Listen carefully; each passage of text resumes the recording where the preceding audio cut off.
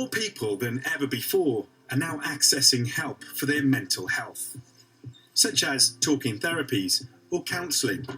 Figures from 2022 showed nearly 8% of 18 to 25-year-olds were referred to NHS talking therapies, but the figure was less than 1% for those aged 75 to 89. Counselling, or therapy, can be off-putting descriptions for some for what essentially is talking about your problems. But there are schemes all over the UK doing just that, without a reclining couch in sight. We have some fun, and I go home thinking about what I've just done. Ron, Mike and Cliff from East Sussex attend a very special cookery course called Man with a Pan. I'm going to teach you some new skills. You guys can chat about whatever comes up for you. The course was founded by Robin van Creveld, director of an organisation called Community Chef. It's for any man who wants to learn to cook, but the predominant audience are older generation men who've been bereaved or who live alone. These budding cooks were all widowed in recent years. My wife passed away in May this year, and I wasn't in a good place. Ended up with having some bereavement counselling.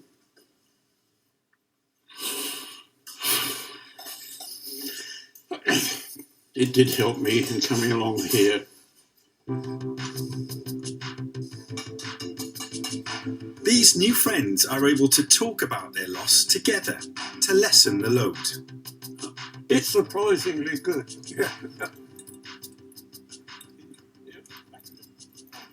My wife passed away some time ago, but when I first came here, I mean, it was something really to look forward to. I can remember walking up the lane, 2 a.m, screaming and crying my eyes out. So, why? Horrible, but you get through that. I was asked why do I want to keep my grief in, because I felt I was always trying to hold it back, and I said, well, men don't do that. And she said, well, they need to, don't they? And I said, well, yeah. With both food and a new skill under their belts, it's easier for the members to draw on the support of each other. I had counselling immediately after Beryl's death, and I was advised to do that. You go there and you sit the counsellor and you think, what do I talk about? We're here, we're doing the same thing, but not having to think to what it just bounces out of us, doesn't it? Like you did today, and well, we've all talked about things, but here, unknowingly, we do open up. And for scheme founder Robin, the way to the programme's successful heart is through people's stomachs. Everyone eats, and if you have that common ground of cooking and eating together, it engenders everyday social empathy. I think anything I can do that makes a few people's lives a bit happier, I've had a career and life well spent. It's true that food unites us, but peer support groups can take many forms.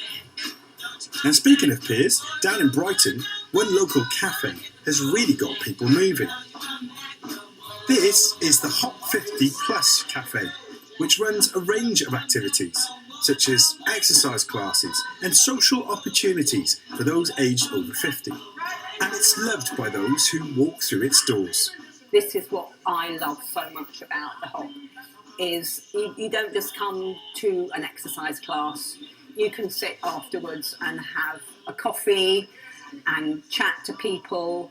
I could not imagine life without the Hop. It's a really important part of my life.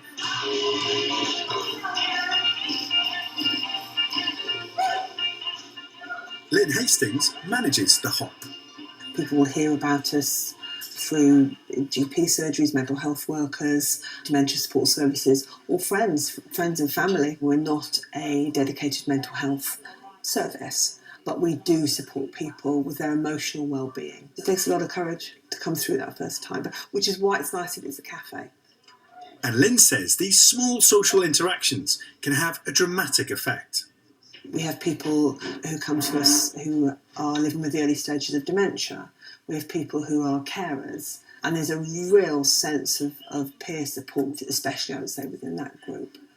When they come here, there's a real friendliness, there's a real openness, and that is so beneficial for people's well-being.